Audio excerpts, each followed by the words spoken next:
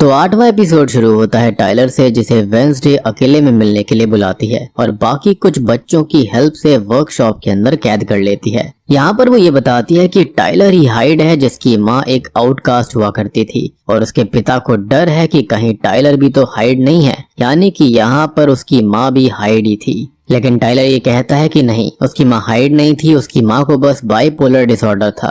अब वो टाइलर को ट्रिगर करने के लिए टॉर्चर करने लगती है, उसे टेजर गन से भी छूती है, लेकिन इससे बाकी बच्चे भाग जाते हैं और विम्स को सब बता देते हैं, जो कि शेरिफ को कॉल कर देती है। अब शेरिफ वहां आकर टाइलर को बचा लेते हैं और वेंसडे को पुलिस स्टेशन लेकर आते हैं, लेकिन वो उसके खिलाफ कोई भी चार्जेस ना लगाकर उसे वहां से जाने देते हैं, यानी कि शेरिफ भी कुछ ना कुछ तो छुपा रहे थे। अब वेंसडे के जाने से पहले टाइलर उससे अकेले में बात करता है और ये कहता है कि हाँ, वही हाइड है। पहले उसे कुछ भी नहीं पता होता था, लेकिन धीरे धीरे उसे सब कुछ याद रहने लगा। वो चीखें, वो डर, जिससे उसे मजा भी आने लगता है और वेंसडे सोच भी नहीं सकती कि अभी क्या होना बाकी है, जिसको सुनकर वो थोड़ी सी कांप जाती है। और ये जो हाइड होते हैं ना, उनको लाशों से काफी प्यार होता है। बेसिकली उनको ये चीजें अच्छी लगने लगती है, इसलिए वो ऐसा करते हैं। और बस अब यहाँ पर मुद्दा ये रह गया था कि आखिर उसका मास्टर है कौन। खैर अब वेंसडे नेवरमोर के अंदर आती है, जहाँ पर विम्स ने उसको सस्पेंड कर दिया था। और तभी वेंसडे एक आखिरी बार जेवियर से जेल में हेल्प लेने जाती है, तो वो उसके लिए मना कर देता है।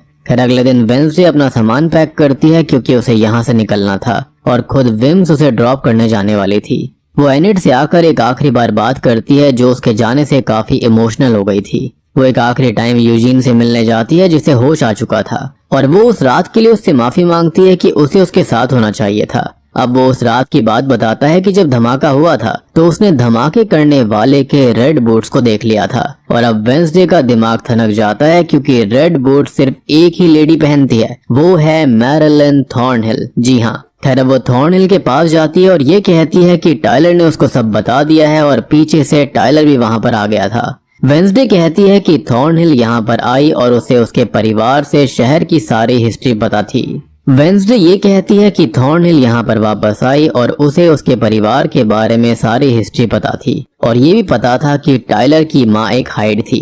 उन्होंने पहले टाइलर को उसकी माँ का सच बताकर अपनी साइड कर लिया, यानी कि उसके अंदर इमोशनल ट्रिगर पैदा किया। फिर उसे केव के अंदर कैद करके खुद के बनाए हुए केमिकल से उसके ऊपर एक्सपेरिमेंट किया गया, जिसकी वजह से वो ट्रांसफॉर्म करना शुरू हो गया था और एक एक करके वो अपने शिकार की जान लेने लगी थी। और इतने में खुद ही थॉर्नहिल जो होती है वो सब एक्सेप्ट करती है और टाइलर से कहती है कि अब बहुत हुआ और वेंसडे को वो खत्म कर दे। लेकिन वेंसडे कहती है कि अब टाइलर उसकी कोई बात नहीं सुनेगा, क्योंकि ये टाइलर था ही नहीं है, बल्कि ये तो भेस बदलकर लैरिसा विम्स यहाँ पर आई थी सच्चाई देखने के लिए, क्योंकि वो शेप शिफ्टर थी, जो कि काफी हैंडी एबिलिटी है। अब जैसा कि हम जानते हैं कि मैरिलन थॉर्नहिल जो होती है वो एक बोटेनिस्ट होती है और उसको प्लांट्स वगैरह के बारे में काफी आइडिया था, तो वो विम्स को नाइट शेड का पॉइजन इंजेक्शन दे देती है, जिससे उसके मुंह से भी झाग आते हैं और वो वहीं पर खत्म हो जाती है और वेंसडे के सर पर शोवल मारकर उसको भी बेहोश कर देती है। थिंग ये सब कुछ देख लेता है और वो एनिड को जाकर सारी बात बता देता है कि थॉर्नहिल वेंसडे को कहाँ पर ले गई है, और यूजीन भी एनिड को कॉल करके सच बता देता है कि उस रात क्या हुआ था। और अब एनिड, एजेक्स और हॉस्पिटल से यूजीन वेंसडे की हेल्प करने निकल जाते हैं। अब थॉर्नहिल ने वेंसडे को बांध कर रखा हुआ था क्रैकस्टोन की ही गुफा के अंदर, जहां पर वो उससे ये कहती है कि उसकी फैमिली रूट्स जोसेफ क्रैकस्टोन से ही जुड़ी हुई है। अब गुडी जो थी वो काफी पावरफुल विच हुआ करती थी और उसने क्रैकस्टोन को जब मारा तो उसने उसकी रूह तक को भी शापित कर दिया था कि उसको जिंदा सिर्फ और सिर्फ गुडी के रिलेटिव के खून से ही किया जा सकता है, उसके अलावा वो कभी जिंदा नहीं हो पाएगा। और आज ब्लड मून की ही रात थी और वो क्रैकस्टोन को आज जगाना चाहती थी और इसलिए उसने ये सारे खून करवाए, सारे बॉडी पार्ट्स को कलेक्ट करवाया। वो वेंसडे के खून से ग्रेव खोल देती है और अब उन विक्टिम्स के बॉडी पार्ट से क्रैकस्टोन वापस आ जाता है, जो कि वेंसडे को स्टैब कर देता है, क्योंकि उसके अंदर उसे गुडी की झलक दिख रही थी। वो वहां पर मरने लगती है। मीनवाइल एनिड और एजेक्स बाकी नाइट शेड सोसाइटी के लोगों को सच बताते हैं और स्कूल खाली करवाने लगते हैं और एनिड वेंसडे को बचाने निकल जाती है।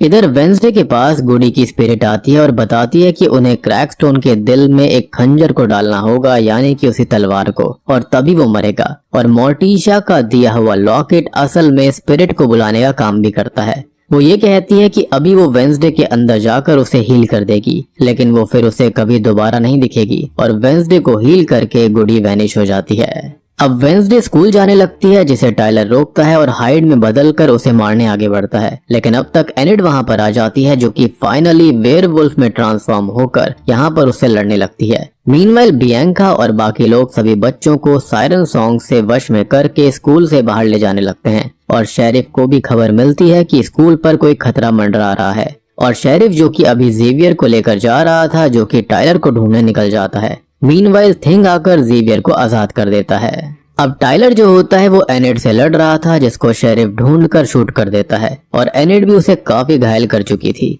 जिससे कि वो अपने इंसानी फॉर्म में वापस आ गया था। और एनिड भी अब फाइनली अपने इंसानी फॉर्म में वापस आ जाती है, यानी कि उसको खाली एक मकसद चाहिए था वेयरवुल्फ में ट्रांसफॉर्म होने के लिए, जो कि उसको आज तक मिला नहीं था, और उसने अपनी दोस्त की जान बचाने के लिए ऐसा किया। अब यहाँ क्रैकस्टोन स्कूल आकर सभी आउटकास्ट को खत्म करने आग लगा देता है, यानी कि उसका हमेशा से मकसद यही था। और अब तक वेंसडे भी वहां पर आ गई थी। अब वो उससे लड़ती है, जिसमें जेवियर भी वहां आकर उसकी हेल्प करता है। लेकिन जेवियर का एरो क्रैकस्टोन रिवर्स करता है, जिससे कि जेवियर को बचाने वेंसडे खुद बीच में आ जाती है और स्टैब हो जाती है। खैर अब वो स्वॉर्ड लेकर क्रैकस्टोन से लड़ने लगती है, लेकिन वो स्वॉर्ड को तोड़कर उसे अपनी पावर से मारने लगता है, जिसे बचाने बियांका आती है, जिसे वो दूर फेंक देता है। और अब मौका पाकर फाइनली वेंसडे टूटी हुई स्वॉर्ड की ब्लेड को उसके दिल में घुसा देती है, जिससे उसका खात्मा हो जाता है। और यही एग्जैक्ट सीन हम 2 बार देख चुके हैं। सबसे पहले उस प्रिडिक्शन किताब के अंदर जो पेजेस थे, वहां पर यही सेम सीन था, जहां पर वेंसडे क्रैकस्टोन से लड़ रही थी। तो वो यहाँ पर सबको खत्म नहीं कर रही थी, बल्कि सबको बचा रही थी क्रैकस्टोन से।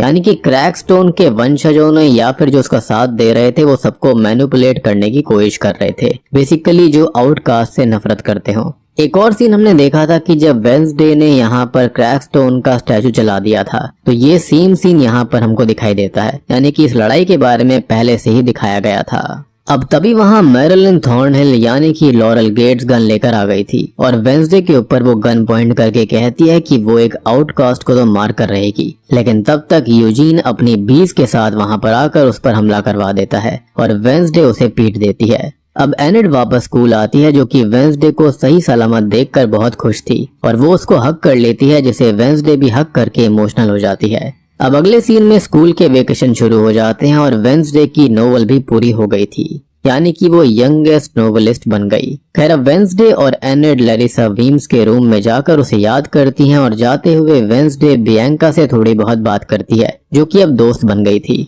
और जेवियर उसे एक फोन गिफ्ट करता है। खैर अब वो यहाँ से अपने घर के लिए निकल जाती है, लेकिन उसके मन में अभी भी बहुत सवाल थे कि क्या सिर्फ कहानी इतनी ही थी, और क्या सिर्फ लॉरेल गेट्स और टाइलर 2 ही मोहरे थे, या फिर राज अभी भी नहीं खुला है। और तभी हम टाइलर को पुलिस वैन के अंदर हाइड में ट्रांसफॉर्म होते हुए भी देख पाते हैं। साथ ही साथ वेंसडे के फोन पर मैसेजेस आते हैं कि मैं अभी भी तुम पर नजर रख रहा हूँ, यानी कि यहाँ पर अभी कोई तो था जो कि उसके पीछे पड़ा हुआ था, यानी कि जो कोई भी उसकी फोटोज खींच रहा था वो कोई और ही व्यक्ति है। इसी के साथ वेंसडे सीजन 1 यहीं पर खत्म हो जाता है।